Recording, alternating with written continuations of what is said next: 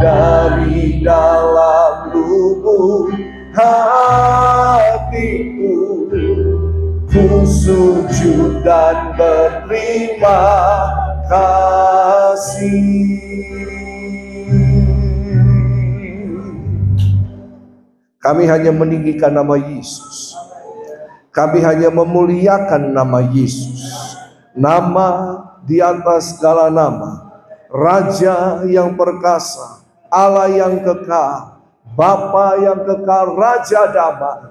Dan kami percaya Tuhan hadir di tengah-tengah kami. Tuhan menyatakan kasih kuasa-Nya, berbicaralah kepada kami, dan kami percaya ketika firman-Mu disampaikan, firman-Mu tidak akan kembali dengan sia-sia. Firman-Mu akan mengerjakan hal-hal ajaib dalam kehidupan kami. Mata rohani kami dicelikan, telinga rohani kami dibukakan, hati pikiran kami taklukkan di bawah kuasa otoritas firman-Mu. Berfirmanlah dan sembuhkanlah kami. Berfirmanlah dan biarlah kami mengenal kehendak-Mu, kami mengerti rencana-Mu, dan kami melakukan kebenaran-kebenaran firman-Mu. Berbicaralah dan kami percaya kuasa Roh Kudus ada di tempat ini, sedang menjamah setiap kami, baik yang ada dalam ruangan ini maupun yang ada di luar ruangan. Dan kami percaya nama Tuhan saja yang ditinggikan. Diberkati firman-Mu dalam nama Tuhan Yesus Kristus. Yang percaya katakan amin. Shalom. Silakan duduk. Haleluya. Senang sekali bisa ada di tengah-tengah Bapak Ibu yang luar biasa. Ya, saya melihat wajah-wajah yang cerah ceria. Coba lihat kiri kanan dulu. Ya, kasih senyuman yang paling manis. Ya, haleluya. Ya, kita sudah melalui rangkaian acara yang luar biasa. Ada banyak pujian, ada banyak persembahan pujian. Ya, ada penyembahan kepada Tuhan. Tapi memang cukup unik di tempat ini. Ketika penyembahan saya mendengar ada suara rap di situ. Wah, haleluya. Ya. Nah, oke, itu salah satu keunikan ya. Saya sudah keliling kemana-mana menikmati bersama-sama dengan jemaat-jemaat Tuhan yang luar biasa. Nama saya Heinze Kopstan. Ya, Heinze itu berarti Hein itu anak laki-laki, C itu yang disayang. Heinze Kopstan, anak laki-laki yang disayang. Ya, saya datang bersama istri saya paling cantik sedunia. Ya harus dong. Coba yang suami-suami dulu. Ada yang baku bawa dengan istri di sini? Ada? Yang suami bawa istri, istri bawa suami? Asal jangan bawa istri orang, suami orang. Ada? Ada? Coba kode dulu. Kode dulu. Kamu cantik. Kamu ganteng. Gitu dong. Sekali-sekali harus puji istri, puji suami. Amin. Jangan puji istri tetangga. Itu nenek bilang berbahaya. Haleluya. Saya datang juga bersama-sama Pak Daniel, ibu dan keluarga. Ya, mereka menunjukkan jalan. Dan kali ini jalannya tepat. Senang sekali bisa ada di tengah-tengah Bapak Ibu Saudara. Ya, saya merupakan dalam tugas pelayanan sehari-hari. Saya seorang tim pengembalaan, saya seorang dosen di STTII Bali. Saya juga sekretaris daerah BPD GBI Sulsel. Dan juga belum lama saya diangkat dalam Musprop Loop ya PGPI, mohon maaf Pak, saya sebagai sekretaris 2 ya di situ Musprop Loop kemarin Pak, kemarin di bulan November ya, bulan November untuk pengurus provinsi ya. Dan di API saya juga di API kota, API daerah. Saya juga terlibat di dalamnya. Di API kota saya bagian organisasi. Di API provinsi saya bagian kerohanian. Saya juga lucu kok hamba-hamba Tuhan yang berpendeta-pendeta ada seksi kerohaniannya juga. Haleluya. Ya, tapi itulah tanggung jawab yang biasa kami kerjakan. Nah, malam hari ini kita akan membahas tema seperti tema nasional kita. Marilah sekarang kita ke Bethlehem. Oke, kenapa sampai dikatakan marilah kita sekarang ke Bethlehem? Kenapa tidak disebut marilah kita sekarang ke Mangli? Ya kan? Ini Mangli kan? Ya, saya biasa cuman sampai di Nana situ ya. Nana atau Nanna? Nana. Iya, haleluya. Kali ini saya benar istriku. Ya.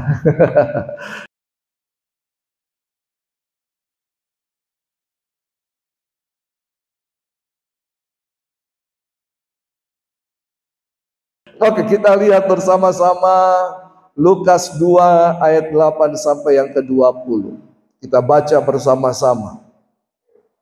Terima kasih untuk Pak Markus Paligi ya.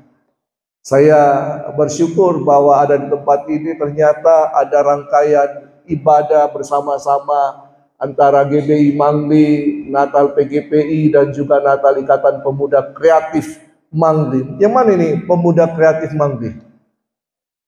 Wow, luar biasa. Apa yang telah dikerjakan oleh Pemuda Kreatif Mangli sampai dikatakan kreatif. Ini unik ini.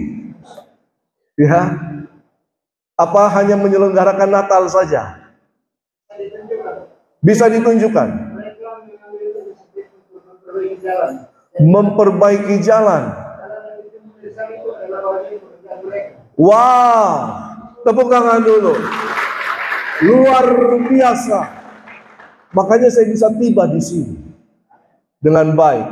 Beberapa tahun lalu teman-teman saya datang ke sini dan mereka mengaku jalan ke Mangli dahsyat luar biasa. Ya, mereka berjibaku. Tapi kali ini saya datang, semua sudah terjadi pengerasan luar biasa. Anda layak dapat bintang kejora. Oke, kita baca sama-sama Lukas 2 ayat 8 sampai yang ke-20. Di daerah itu ada gembala-gembala yang tinggal di padang menjaga kawanan ternak mereka pada waktu malam. Tiba-tiba berdirilah seorang malaikat Tuhan di dekat mereka dan kemuliaan Tuhan bersinar meliputi mereka dan mereka sangat ketakutan. Lalu kata malaikat itu kepada mereka, jangan takut sebab sesungguhnya aku memberitakan kepadamu kesukaan besar untuk seluruh bangsa. Hari ini telah lahir bagimu juru selamat, yaitu Kristus Tuhan di kota Daud. Dan inilah tandanya bagimu, kamu akan menjumpai seorang bayi dibungkus dengan lampin dan terbaring di dalam palungan.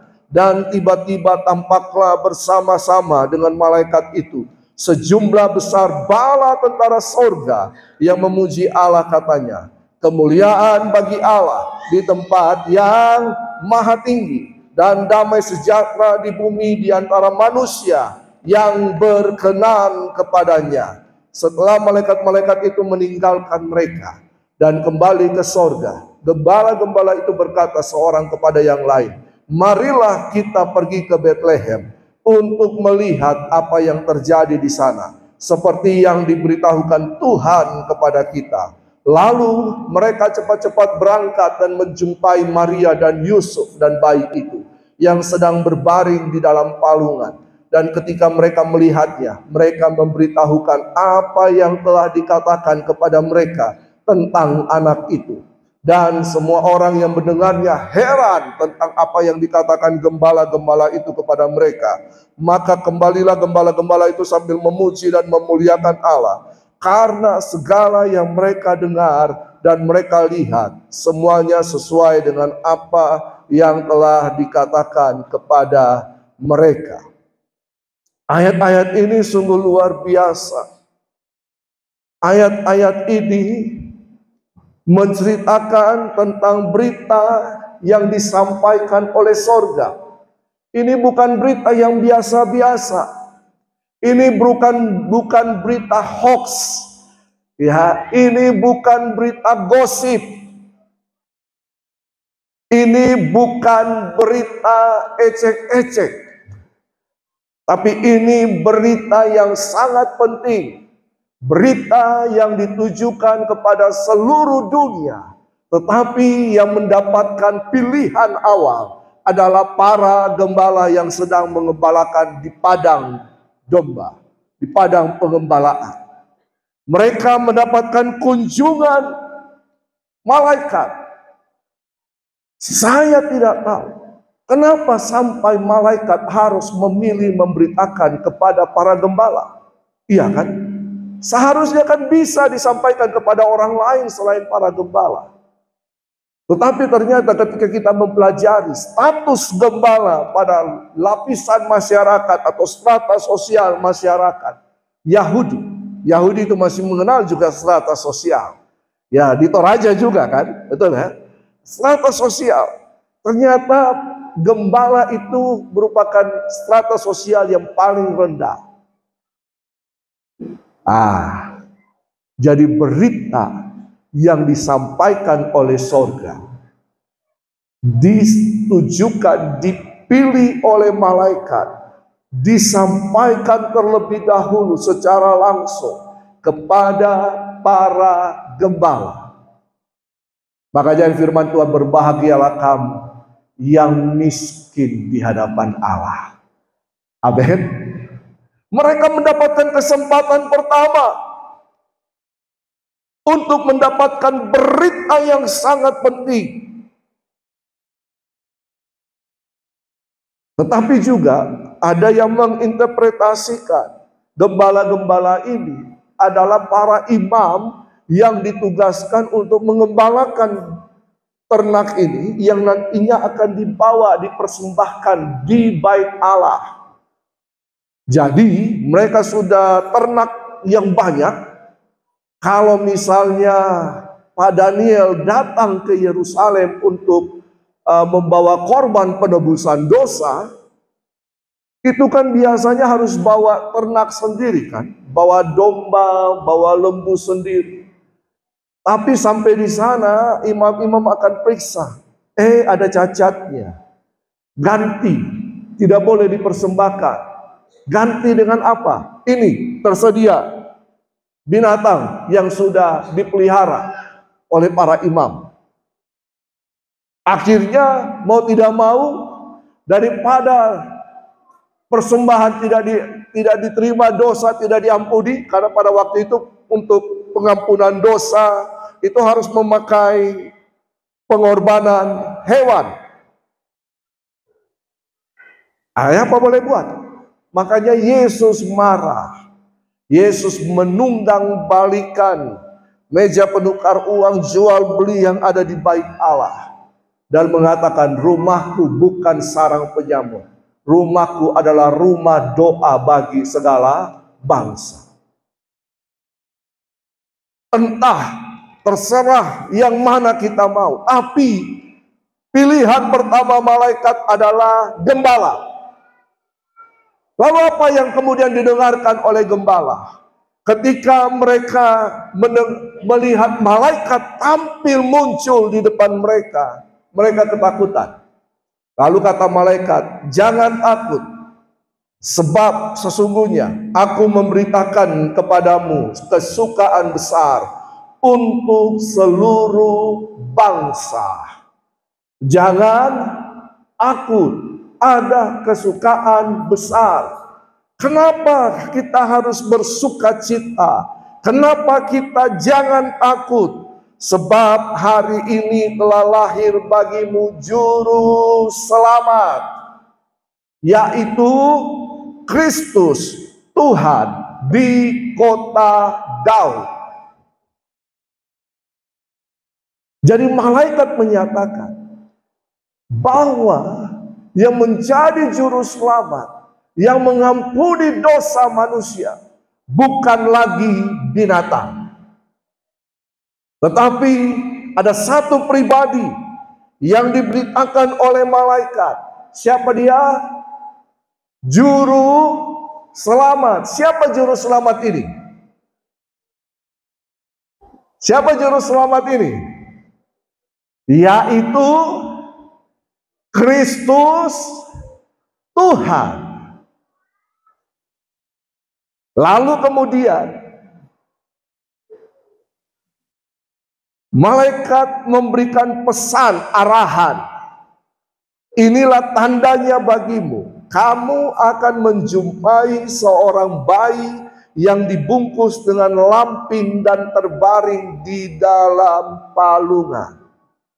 Berarti yang nanti mereka akan bertemu di sana, itulah juru selamat, Kristus, Tuhan.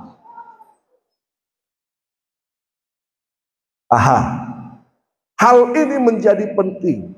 Berita ini menjadi penting. Berita ini membawa kelepasan. Berita ini membawa kelegaan. Berita ini membawa damai, sejahtera, dan sukacita. Seharusnya untuk seluruh bangsa. Untuk seluruh bangsa diberitakan ini. Tetapi kemudian dipilih malaikat untuk malaikat memilih para gembala untuk mewakili menerima berita ini. Puji Tuhan, respon daripada para gembala ini, mereka berkata, ayo kita ke Betlehem. Ketika mereka ke Betlehem, mereka menjumpai seperti yang diberitakan oleh malaikat. Jadi berita ini bukan berita hoax. Berita ini adalah kebenaran. Bahkan para malaikat menceritakan apa yang mereka alami kepada Maria, kepada Yusuf yang ada di situ. Dan mereka terheran-heran. Dan Maria menyimpan dalam hati. Kalau kita baca seterusnya, lalu pada umur 8 hari, bayi itu yang adalah juru selamat, yaitu Kristus Tuhan, diberi nama Yesus. Yesus itu nama kemanusiaan daripada juru selamat, yaitu Kristus Tuhan. Jadi ketika kita membaca berita ini dan kemudian kita membaca seterusnya, siapa yang menjadi juru selamat, siapa itu Kristus Tuhan, siapa dia? Yesus. Berarti yang malaikat beritakan adalah Yesus. Tidak ada yang lain. Yang malaikat beritakan Yesus. Para gembala mendapatkan perkenanan dari Tuhan. Ya, coba kita lihat. Pada waktu itu, ketika malaikat setelah menyampaikan berita itu, lalu tampaklah bala tentara sorga yang bernyanyi, kemuliaan bagimu di tempat maha tinggi. Kemuliaan bagimu di tempat maha tinggi. Malaikat menyanyikan pujian bahwa kemuliaan itu hanya bagi Allah saja. Kemuliaan itu ditunjukkan kepada orang yang lebih tinggi, yang dahsyat, yang berkuasa. Bahkan dikatakan lagi, dan damai sejahtera di bumi di antara manusia yang berkenan kepadanya. Katakan berkenan. Perkenanan Tuhan ini sangat penting. Perkenanan Tuhan itu yang membuat kita yang berdosa kemudian dilayakkan oleh kehidupan Yesus menjadi tidak berdosa dan menerima keselamatan. Seharusnya kita tidak layak. Kita harus mati karena dosa. Kita harus mati karena kejahatan kita. Kita harus menanggung itu semua. Tapi karena perkenanan Tuhan, maka yang tidak layak dilayakkan untuk menjadi layak. Amin. Perkenanan Tuhan ini sangat penting. Perkenanan Tuhan itu berbicara tentang keselamatan. Bahwa Allah mengasihi manusia dan menyelamatkan manusia. Itulah perkenanan Tuhan. Itulah kelayakan Tuhan bagi kita, umat manusia. Ada banyak kali saya ketemu orang yang tidak lagi pergi ke gereja. Lalu saya, ayo ke gereja. Aduh Pak Pendeta, masih banyak dosa. Saya tidak layak. Hey, come on. Sampai kapan kita harus kemudian dosa-dosa kita bersih dan kemudian kita layak untuk datang pada Tuhan? Tidak akan pernah. Manusia tidak dapat membebaskan dirinya dari dosa. Manusia tidak dapat membebaskan dirinya dari ikatan dosa keturunan dari Adam sampai pada hari ini. Hanya satu yang bisa membebaskan, yaitu siapa? Yesus Kristus Tuhan. Karena itu malam hari ini, apa yang disampaikan malaikat lewat nyanyian bala tentara surga, bahwa kita harus memberikan kemuliaan bagi Allah, karena ada damai sejahtera yang diberitakan, yang disampaikan di bumi kepada mereka yang dikenan oleh Allah. Berita ini sampai kepada kita. Jadilah orang yang berkenan kepada Allah.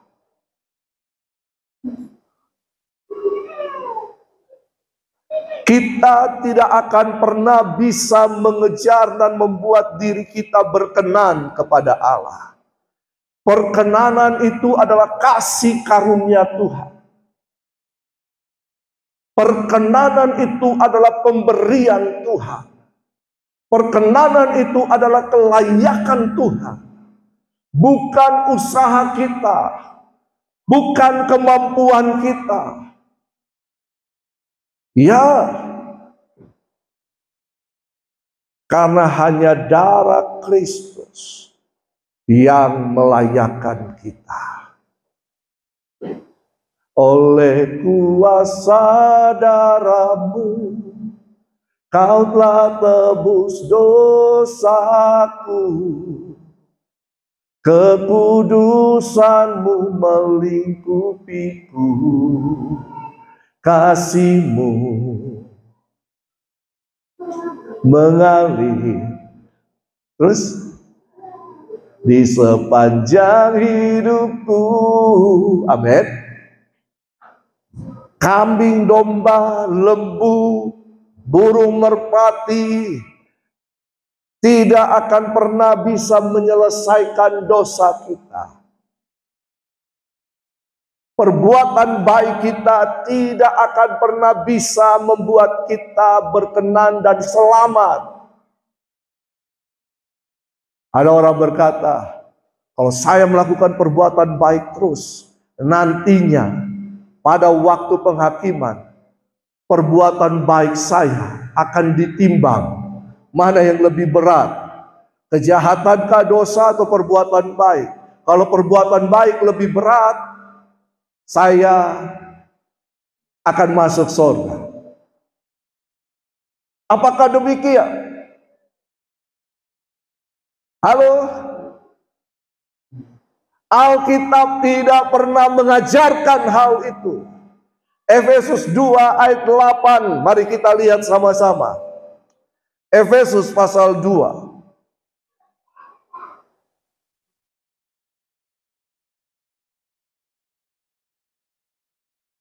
Efesus pasal yang kedua,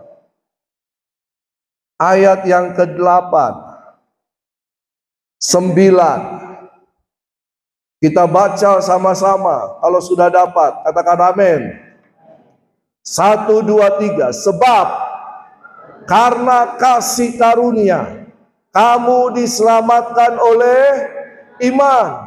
Itu bukan hasil usahamu, tetapi pemberian Allah. itu bukan hasil pekerjaanmu. Jangan ada orang yang memegahkan diri. Sampai sini dulu. Jadi, perbuatan-perbuatan baik kita, amal ibadah kita, kesalehan kita, tidak akan pernah membuat kita selamat, berkenan kepada Allah. Tapi kita diselamatkan oleh kasih karunia. Amin. Kasih karunia Allah yang bertemu dengan iman percaya kita, maka kita diselamatkan. Tetapi dengarkan baik-baik. Setelah diselamatkan, maka kita harus melakukan pekerjaan atau perbuatan baik. Amin. Coba kita lihat ayat 10. Ayat 10. Kita baca sama-sama. Karena kita ini, oke, stop sini. Bapak Ibu percaya kita ini buatan Allah atau diciptakan oleh Allah? Amin. Setuju? Bahwa manusia diciptakan dari mana? Manusia diciptakan dari mana? Dari debu tanah, diberikan nafas hidup. Coba periksa dulu kiri kanan. Periksa belakangnya, ada ekornya tidak? Ada yang mengatakan bahwa manusia itu terjadi karena proses evolusi. Monyet jadi manusia. Adakah? Ada? Coba lihat dulu. Lihat baik-baik. Tidak ada. Jadi saudara percaya bahwa kita ini diciptakan oleh Allah. Amin. Lah, tapi kan kemudian manusia jatuh dalam dosa, kan? Betul kan? Tapi oleh karya keselamatan Kristus, Dia datang, makanya kita merayakan Natal. Apa arti Natal? Apa arti Natal? Apa arti Natal?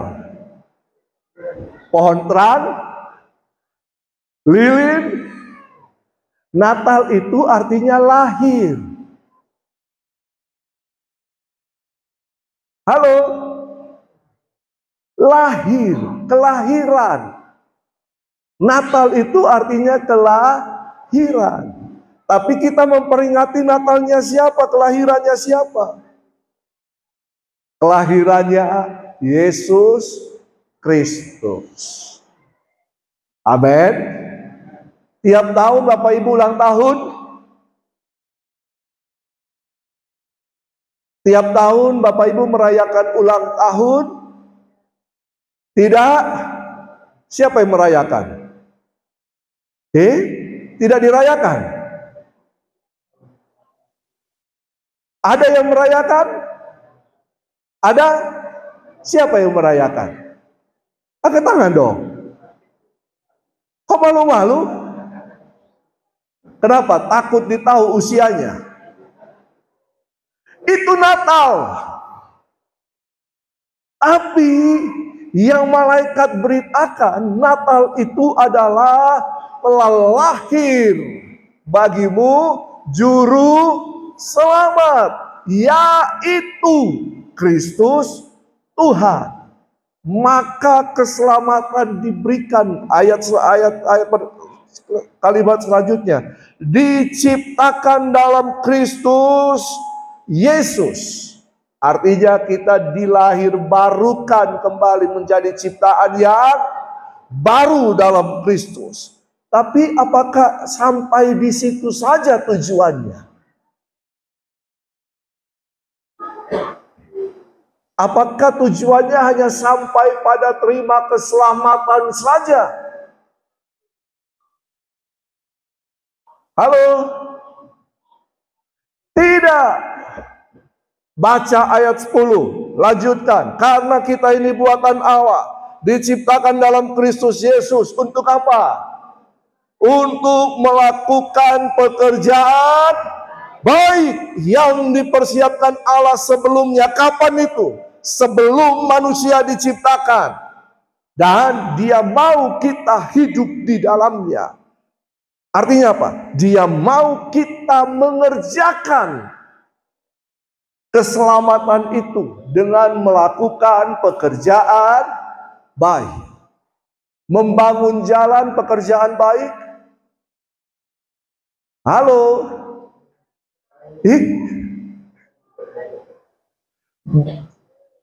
Bikin pengerasan jalan pekerjaan baik. Ngasih makan orang pekerjaan baik. Traktir kopi pekerjaan baik. Membunuh, mencuri pekerjaan baik. Korupsi. Berarti kalau sudah diselamatkan, dengarkan baik-baik. Siapa yang sudah diselamatkan, yang percaya sudah diselamatkan? Apa yang harus dilakukan? Pekerjaan baik. Ini menjadi penting. Apapun yang namanya baik dalam konotasi positif, kerjakan untuk kemuliaan nama Tuhan. Jangan kayak siapa? Kayak Robin Hood. Dia melakukan pekerjaan baik, tapi dia mencuri dulu, hasil curiannya baru dibagi-bagikan. Baik tidak ini? Dia korupsi dulu, baru kemudian bawa persembahan ke gereja. Halo? Nah, perkenanan Tuhan harus membuat kita melakukan pekerjaan baik. Melayani Tuhan, membersihkan halaman, membuat taman yang indah walaupun ada di pelosok di tempat ini. Saya berpikir kalau seandainya saya ada di sini, keluar masuk jalan kaki, oh haleluya. Tapi saya bangga dengan Bapak Ibu yang luar biasa. Luar biasa. Mau ke sini jalan kaki. Kita saja yang naik mobil sudah pusing. Luar biasa. Katakan kiri kananmu, kamu luar biasa. Nah, yang kedua, perkenanan Tuhan membuat kita mengalami pemeliharaan Tuhan. Terutama ini, damai sejahtera. Katakan damai sejahtera. Siapa yang butuh damai sejahtera? Kenapa kita butuh damai sejahtera? Karena galau. Betul kan? Karena stres, bimbang. Makanya malaikat bilang jangan takut. Kenapa jangan takut? Karena kita punya juru selamat. Siapa juru selamat kita? Kristus yang adalah Raja dan Tuhan Kurios, penguasa. Dialah juru selamat kita. Karena dialah juru selamat, maka dia sanggup memberikan yang namanya damai sejahtera. Karena sejak dari awal, Yesus, Sang Raja itu dinubuatkan juga sebagai pembawa damai sejahtera. Tidak percaya? Kita lihat. Ini taruh di bawah saja. Daripada dia, ya. Coba kita lihat. Yesaya pasal 9 ayat 6. Yesaya 9 ayat 6 dan 7. Sebab seorang anak telah lahir untuk kita, seorang putra telah diberikan untuk kita. Lambang pemerintahan ada di atas bahunya, makanya dia disebut Kristus. Dia Raja dan namanya disebutkan orang, penasehat ajaib, Allah yang perkasa, Bapa yang kekal, Raja damai, besar kekuasaannya, dan damai sejahtera tidak akan berkesudahan di atas tahta Daud, di dalam kerajaannya dan seterusnya. Yesaya menyatakan bahwa yang lahir itu akan membawa damai sejahtera.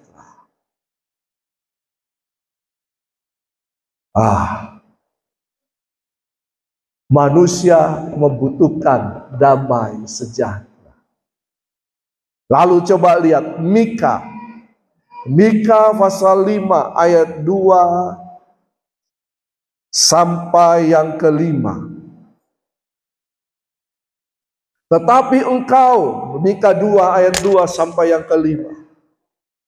Biasanya ada yang baca ayat-ayat ini, tapi saya lihat di sini tidak ada, tidak apa-apa. Saya yang baca. Mika 5 ayat 2 dan seterusnya. Tetapi engkau, hai Betlehem Efrata, hai yang terkecil di antara kaum-kaum Yehuda, daripadamu akan bangkit bagiku seorang yang akan memerintah Israel, yang permulaannya sudah sejak perpurbakala, sejak dahulu kala. Berarti sang raja atau Kristus ini atau Yesus yang raja ini telah ada sejak dari awalnya, dari mulanya. Kapan? Pada mulanya Allah. Raja itu telah dinyatakan.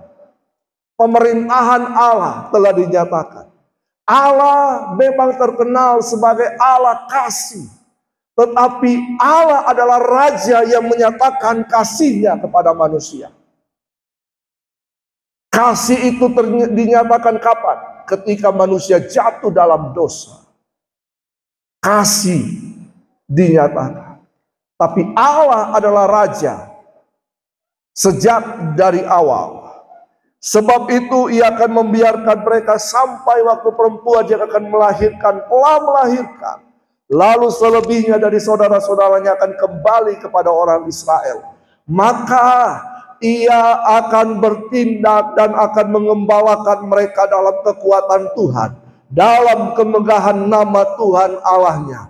Mereka akan tinggal tetap, sebab sekarang ia menjadi besar sampai ke ujung bumi. Bahkan dikatakan Yesus bertambah besarnya, bertambah hikmatnya dan besarnya.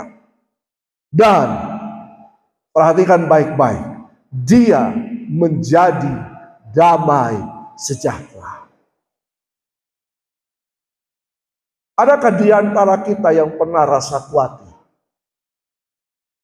Ada? Takut, gentar, galau, stres, ada?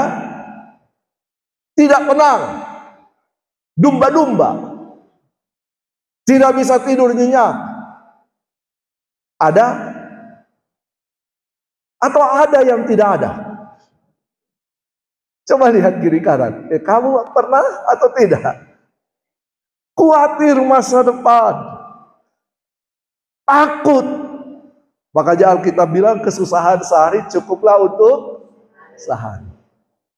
Nah, Tuhan, Sang Juru Selamat, yaitu Kristus, Tuhan. Tuhan itu berbicara kurios. Dia yang empunya segala sesuatu. Dia raja yang berkuasa, yang berdaulat, yang melindungi umatnya. Dia Tuhan yang empunya segala sesuatu. Ya, dia yang mengatur segala sesuatu. Dia menjadi juru selamat kita. Makanya kita tidak takut. Karena dia sanggup memberikan shalom itu. Ketenangan, kedamaian. Dia Yesus. Karena kalau kita punya Yesus, apa yang terjadi?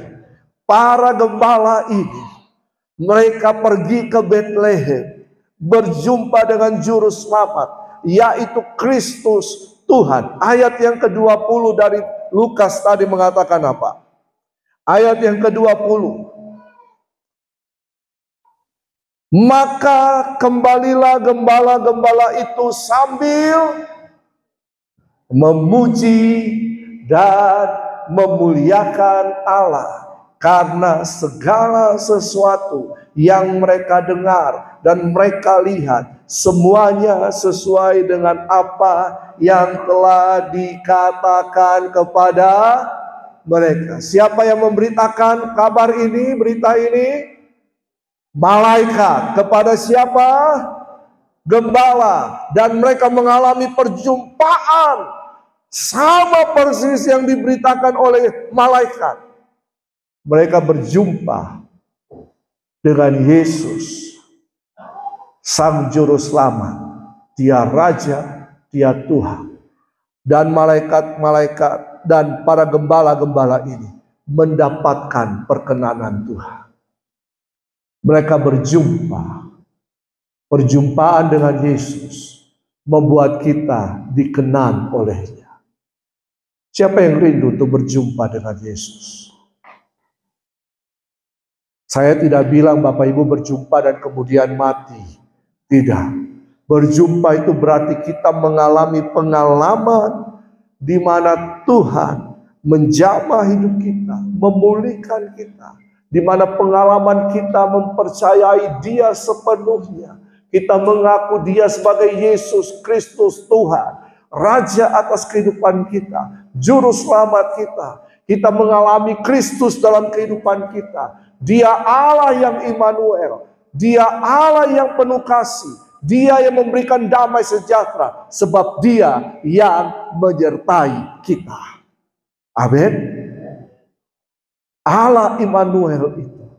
Sehingga kita tidak takut. Tak usah ku takut. Sebab Allah menjamaku.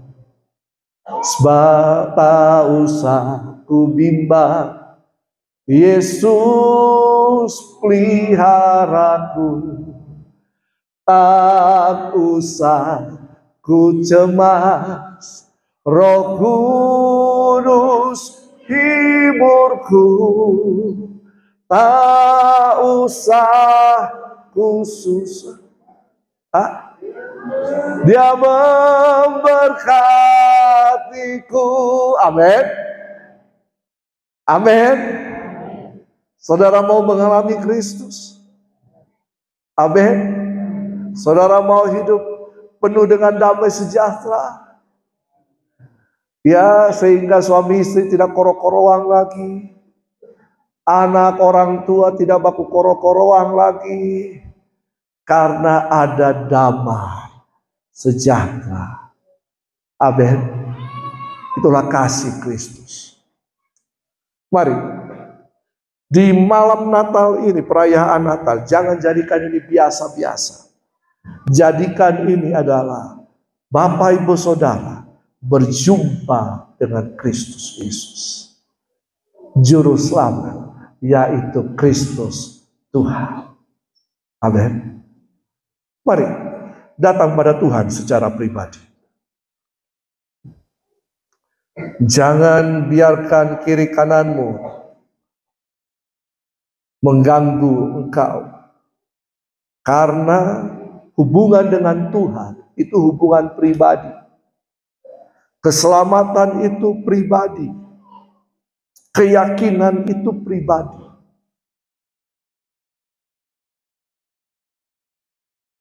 Jangan lihat kiri kanan. Kalau perlu tutup mata. Anak sekolah minggu biasa diajar, tutup mata, berdoa. Supaya fokus pada Tuhan. Datang pada Tuhan. Katakan, Tuhan Yesus. Kalau ada yang mau ikut saya, silakan. Katakan sama-sama, Tuhan Yesus, saya perlu Engkau. Saya mengalami ketakutan, kekhawatiran, kecemasan, galau, bahkan hal-hal yang membuat hidupku semakin terpuruk. Saya tidak tenang dalam hidup ini. Saya tidak tahu masa depan saya. Saya khawatir Tuhan. Bahkan ada banyak kesalahan, kejahatan yang saya lakukan. Tuhan Yesus, saya datang padamu. Ampuni saya. Ampuni saya. Malam hari ini saya mendengar firman-Mu. Engkaulah juru selamat itu.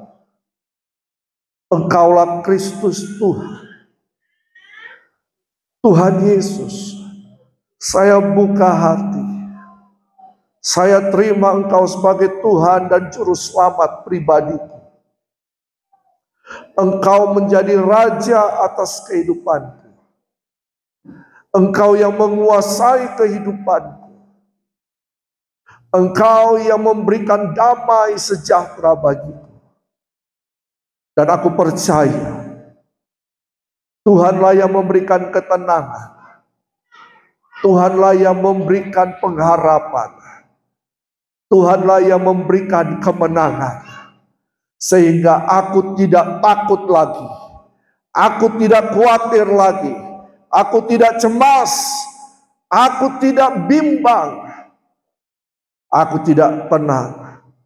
Karena aku punya Yesus Kristus Tuhan. Kalau ada yang sakit, taruh tangan di dada atau di bagian-bagian tubuh yang sakit.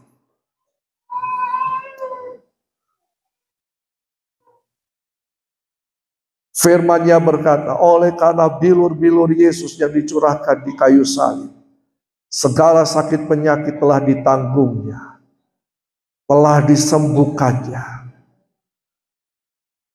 Katakan, aku percaya penyakitku, apapun itu, aku percaya aku telah disembuhkan oleh Yesus Kristus. Oleh bilur-bilur-Mu, aku sembuh. Katakan, aku sembuh. Aku sembuh. Terima kasih Tuhan. Terima kasih Tuhan. Terima kasih Tuhan Yesus. Dan biar malam hari ini sampai seterusnya aku mengalami keajaiban-keajaiban Tuhan. Sebab Engkau Allah pembuat mujizat. Engkau Allah yang ajaib. Engkau Allah yang besar. Engkau Yesus Kristus Tuhan.